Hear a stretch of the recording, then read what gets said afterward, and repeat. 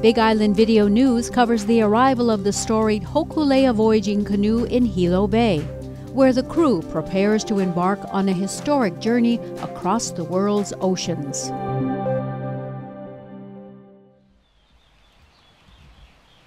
On Sunday, a sacred ceremony was held on the Wahipana of Palikai by Radio Bay along the shores of Keaukaha.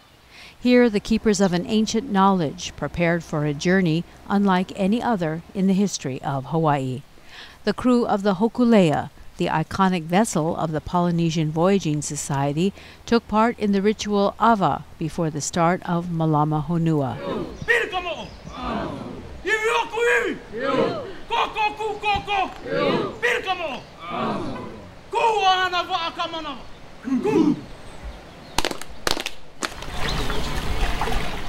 The worldwide voyage will stop at more than 60 ports in more than 20 countries, most with traditional systems of ocean voyaging.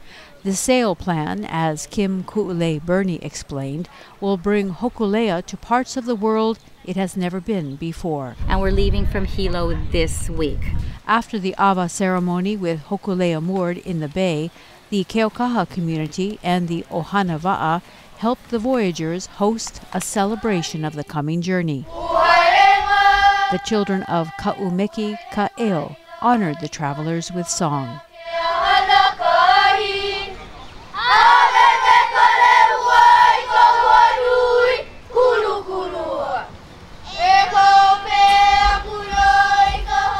Deep gratitude and aloha to the Keaukaha community to give us permission to bring our wa'a into Palikai. Hōkūleʻa navigator and president of the Polynesian Voyaging Society, Nainoa Thompson, spoke to the crowd. To thank Keai Orfil for what he did for us this morning. I mean, know that if we're not unified as a family of the canoe, this voyage will fail. This is not a Polynesian Voyaging Society voyage. This is a family voyage, and it needs everybody. He brought us together to sit on the mat with leadership, those committed, those have to make decisions for the moment. Make the right one, you're okay. Make the wrong one. Everything else, in the bad time, in the bad moment at sea, those moments we train for the worst, not for the best. When something goes terribly wrong, the first command by the captain needs to be right. Because if it's wrong, every other decision, every other command will be wrong.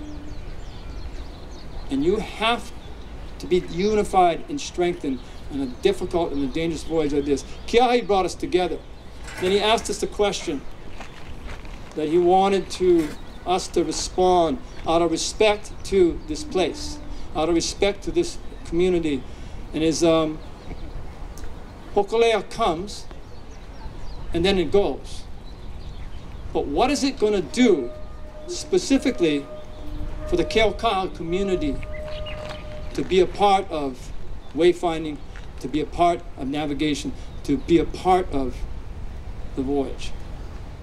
The voyage will take 5 years, although it will be another year of sailing around the Hawaiian Islands, the Malama Hawaii leg of the voyage. About connecting with local communities, about honoring communities that have supported Hōkūleʻa and the voyages in the past. Before Hōkūleʻa and its companion vessel, Hiki Analia, head off to Tahiti. When we did the first sail plan, we were going to leave from Hilo, with your permission, and go straight to Tahiti. We're going to go on the state and go to all the communities.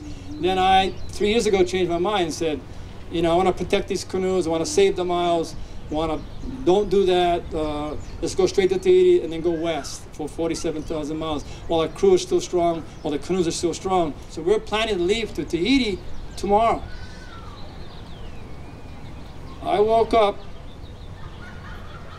3 in the morning from a dream, sat straight up in my bed, wide awake, cold sweat, and saying, we didn't earn the right to go to Tahiti.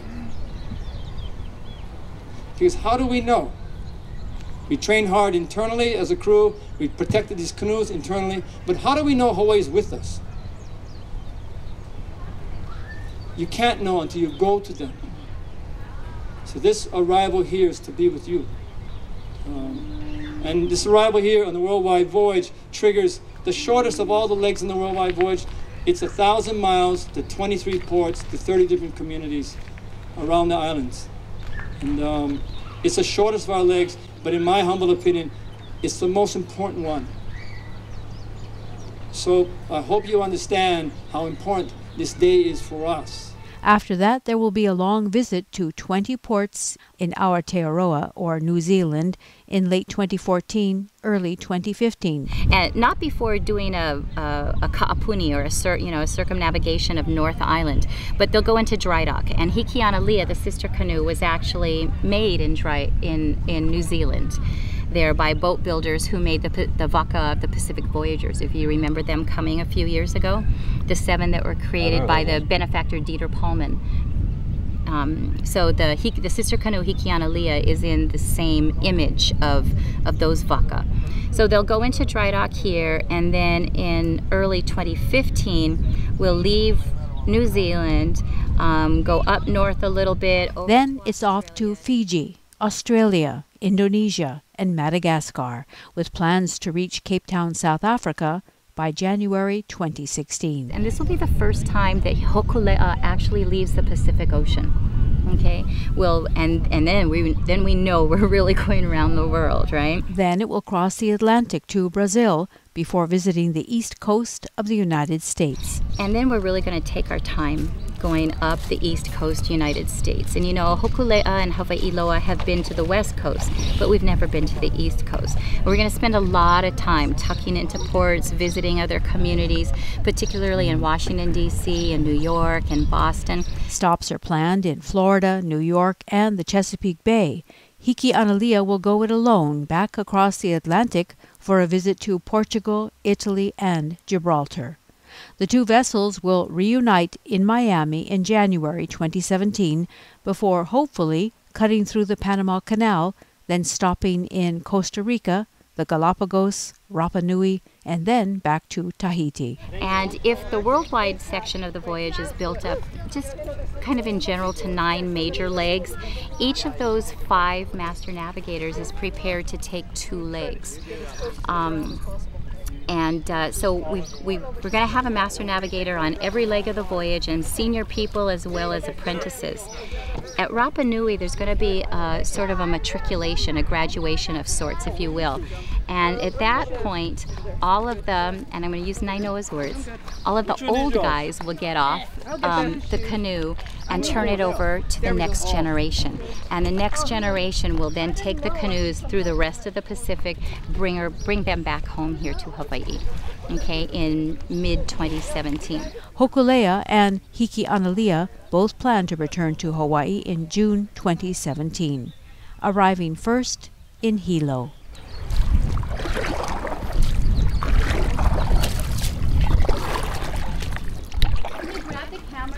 We had the opportunity to board the Hōkūleʻa the day before the big celebration. Are you steering? Okay. Crew members kindly paddled us out, where we joined Tiffany Edwards Hunt of the Big Island Chronicle and blogger Damon Tucker on the legendary double-hull canoe. The Eddie Cow quote was one of my favorites so far. Jenna Ishii and Michi Wong were then barraged with questions about how the 14 crew members live on the 62 feet long and 20 feet wide vessel during the long voyage. The pool mat. Oh my lord. So this is the sleeping area and it gets very cozy with other crew members. And I fit inside because I'm small, but sometimes guys they have to crunch, they have to bend their legs. They also showed us how they have to prepare food during the trip. So fresh vegetables and fruit last for about a week or so. We're actually experimenting with growing food on Hīkī-ana-lia, lettuce, and then we have dried veggies and stuff. But we try and catch fish, whatever we need, and then we bring extra food in case we don't catch fish. But we're trying to get away from canned and processed foods like Spam and Vienna sausage and trying to get back more to the Aipono foods, like dried fish and kalo and uala, and trying research voyaging foods. And I think part of the Aipono is when they put into different ports rather than eating the Spam or the Vienna sausage is what can you do, how can you prepare the provisions you get from that place. You know, And so source learning, locally. yeah, and so part of the stories that we'll be putting out is what they're eating, how they're preparing them, you know, what's the staple in this part of the world. You know, if it's not poi or rice, is it Cassava. sweet potato or cassava? Yeah, what is it? So food is going to be one thread. Of course, Hōkūleʻa is devoid of the kind of comforts a modern sea vessel might have. After all, the whole point is to replicate traditional wayfinding, navigating the ocean using only the ancestral knowledge of star patterns, wave movement, and various other signs of nature, connecting modern Hawaii with its voyaging ancestors. We're thrilled that so many of you have come to join us this evening. All this was explained at the Imiloa Astronomy Center, where a large crowd attended a special talk on Friday evening. Nainoa Thompson was joined by his cousin, author and documentary filmmaker Sam Lowe. I was privileged to voyage on 3 voyages with Hōkūleʻa as documenter, a job that I took very seriously. If there's any photographs ever taken of me on a voyage, I'm scribbling and writing notes, and at the end of all these experiences I ended up with piles and piles of notes, and it seemed that it would be a good use to take those notes and make a book out of it. So from that came this book here, which has just hit the stands about 2 weeks ago, and so far the reaction to it has been very good. I'm only distributing it here in Hawaii because I want my Hawaiian brothers and sisters to have the first shot at it, and hopefully they will approve. If there's a resounding chorus of disapproval, well, we won't make it to the other side. But so far, so good. You know, I asked Sam to help because his writing is beautiful, but more than the beauty, his writing is deep. And so, I mean, with the deepest respect for all the kinds of publications that come out in magazines and newspaper articles and all that stuff, those who sail the canoe know a very different experience than what you read. That many times it's just on the surface. It's not in the na'au. It's not down where we live and where we dwell. I know Sam could take us there. And so much of the book I asked him to help make happen. And on one side, because it's so deep, I won't read it. And I don't fully understand why, but I can't. So I don't. But why I say it's a good book, because I know him. And I know that the reason why I believe it's the deepest story that we have, and it's for them. It's a story of the kind of stories that us as a society should never forget.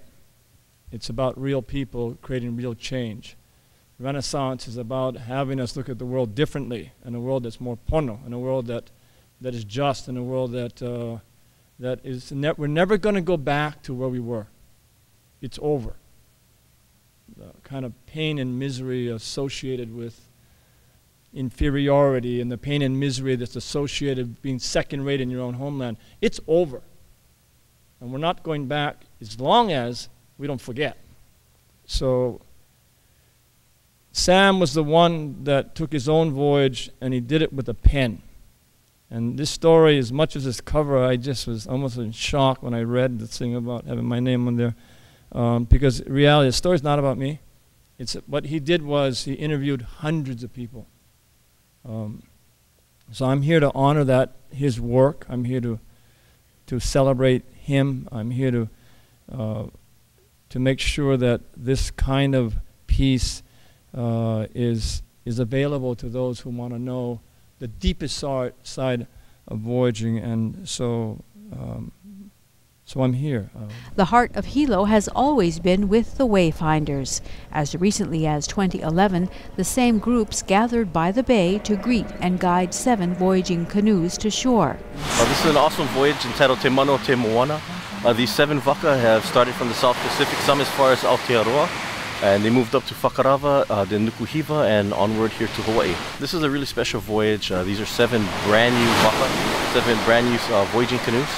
And they're sailing to bring awareness to not just cultural values, but shared values that we have, the shared interest of the life and the health of the ocean.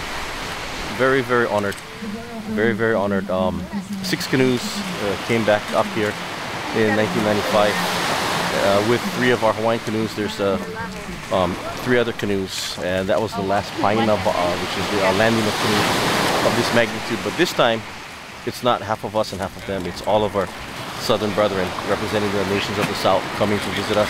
The waka represented Tahiti, Samoa, Fiji, Tonga, New Aotearoa, New Guinea, Vanuatu, Kiribati, and the Solomon Islands. What is it about this part of the Hawaiian Islands that is so inviting as a start or finish to a long voyage? This is a special day, June 9th, that we had set to start this part of Hōkūleʻa's journey of its legacy. So that physically, the worldwide voyage does begin here. And the reason why this place was chosen was, and I say this out of ignorance because I'm going to speak about a place, your place, that I know very little about.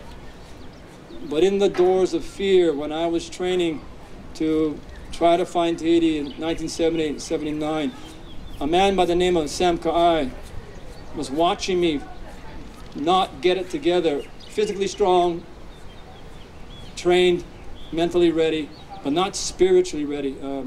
Sam Ka'ai says, you know, Naino, the navigator, Ka'ula, is not a stone on the land. The Ka'ula is the island. Because you're not a man of the land, you're a man of the sea. You have no land. He said, go to the place that you need to find your spirit. And for me, I don't know why, but that gravity was to 2 places. One was Mauna Kea. I spent 7 days by myself at 7,000 foot elevation by myself, sleeping next to the island with the hope that this mountain of magnificence, of power, of spirituality, of strength, would help a weak, scared young man find his way home. And the other place, and I never asked permission, I apologize now. I don't know why gravity pulled me there, but it's a place called Kumukai, the place of first light. That our genius of our ancestors knew that the light rising in Kumukai was before the light at Lehua and Ihau. And I would come. At the times when I was weakest and the times that I was the most afraid, I would go to Kumukai and I would stay there and watch the sun come up.